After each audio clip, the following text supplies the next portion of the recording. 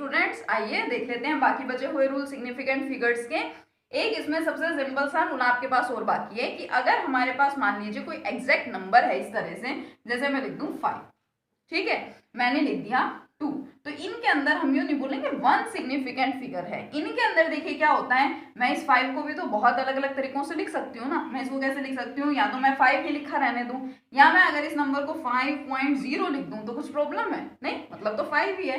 अगर मैं इसको लिख दूं 5.00, 5.000, नंबर मेरे पास था 5 और मैं उसको इस तरह से लिखती जा रही हूँ। 2 है, इसको मैं लिख दूं 2.0, 2.00, 2.000, तो मीनिंग तो इसका 2 ही है। लेकिन देखिए क्या हो रहा है, डिजिट्स चेंज होती जा रही हैं, सिग्निफिकेंट फिगर्स चेंज होते जा रहे हैं, क्योंकि हमारा रूल क्या कहता है, डेसिमल के राइट साइड में जो जीरोस है वो सभी क्या होते हैं, सिग्निफिकेंट। तो देखिए इसको मैंने इस फॉर्म में लिखा तो टोटल सिग्निफिकेंट फिगर्स यहाँ पे कितने आ गए, 2, यहाँ कितने आ गए 3, और यहाँ कितने आ गए 4। सिमिलरली 2, 3, 4 और आगे जीरोस बढ़ाती जाऊं तो यानी 5, 6, 7 कितने भी हो सकते हैं। सो दिस टाइप ऑफ और these types of numbers have infinite significant figures. इनके अंदर इनफाइनाइट सिग्निफिकेंट फिगर्स क्या होते हैं, प्रेजेंट होते हैं। ठीक है, अब देखिए आप लोगों से ये पूछा जाता है कि आपके पास है 5.0 ग्राम। आप ही की बुक का एक क्वेश्चन है कि what is the difference between 5.0 gram and 5.00 ग्राम। देखा जाए तो कोई डिफरेंस है नहीं, दोनों 5 ग्राम्स है यहाँ पे, बट 5.0 एंड 5.00 में डिफरेंस कहाँ पे है, सिर्फ सिग्निफिकेंट फिगर्स का डिफरेंस है। तो केमिस्ट्री में सिग्निफिकेंट फिगर्स के पॉइंट ऑफ व्यू से देखें तो 5.0 ग्राम एंड 5.00 ग्राम अलग अलग बातें हैं, अलग अलग चीजें हैं। यहाँ पे है 2 सिग्निफिकेंट फिगर्स और यहाँ पे हैं 3 सिग्निफिकेंट फिगर्स। ठीक है, तो ये आपको समझ आ गए होंगे, सिंपल सिंपल से रूल्स हैं, रूल्स को आपको बहुत अच्छे से याद करना है। ठीक है, अब देखिए मैं आपको एक रूल और बता देती हूँ लास्ट यहाँ पे।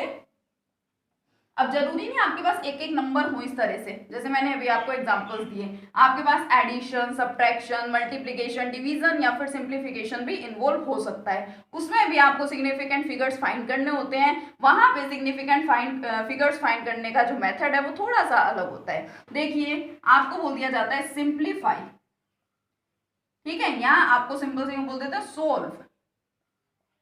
Solve and find significant figures in. Solve करो और फाइंड करो सिग्निफिकेंट फिगर किसमें, 2.1 प्लस 1.23 प्लस 1.112। सपोज आपको ये गिवन है, ठीक है, आपको बोल दिया कि इसको आप सोल्व करो, इस कंप्लीट एडिशन को, और इसमें सिग्निफिकेंट फिगर्स फाइंड करो। मान लीजिए मुझे अलग दिया होता 2.1 तो मैं फाइंड कर लेती 2 सिग्निफिकेंट फिगर्स, ये गिवन होता तो 3 सिग्निफिकेंट फिगर्स, ये गिवन होता तो 4 सिग्निफिकेंट फिगर्स। मुझे इनका क्या करना है, इनका सम करना है, ठीक है, सोल्व करना है। बीच में एडिशन का साइन यहाँ पे लगा हुआ है, तो मैं इसको पहले सोल्व करके दिखाऊं और फिर इसमें फाइंड करूं। तो देखिए इसका क्या मेथड है, सबसे पहले आपको एडिशन करके दिखाना है कि जिस तरह से आप एडिशन करते हैं। सबसे पहले क्या है 1.112 लिख दो, 1.23, 2.1। जैसे आप एडिशन करके, जैसे छोटी क्लासेस में सीखते हैं ना इस तरह से एडिशन करना, वैसे ही आपको यहाँ पे लिख के दिखाना होता है। ठीक है, अब देखिए अब इनको ऐड कीजिए, 2 आ गया। अब देखिए ये आपका क्या है, सम आया है। अब एक्चुअल में क्या होता है, अब मैं आपको एक्यूरेसी प्रिसीजन बता चुकी हूँ, तो एक्चुअल या एक्यूरेट जो मैं बोलती हूँ आपको समझ में आ जाना चाहिए। ठीक है, अब ये मेरा क्या है, ये मैंने सम किया और इनको जब मैं ऐड करूंगी तो एग्जैक्टली यही सम आता है, इट मींस ये मेरा एक्चुअल सम है। So it is the actual sum. Same rule here is for subtraction. ये एडिशन की बात कर रही हूँ, अगर आपको कहीं पे सब्ट्रैक्शन करना है, सब्ट्रैक्शन वाले केस में भी यही सेम रूल लगेगा जो कि एडिशन के केस में होगा। ठीक है, आप इस तरह से सब्ट्रैक्शन करेंगे, यहाँ पे लिखेंगे एक्चुअल सब्ट्रैक्शन।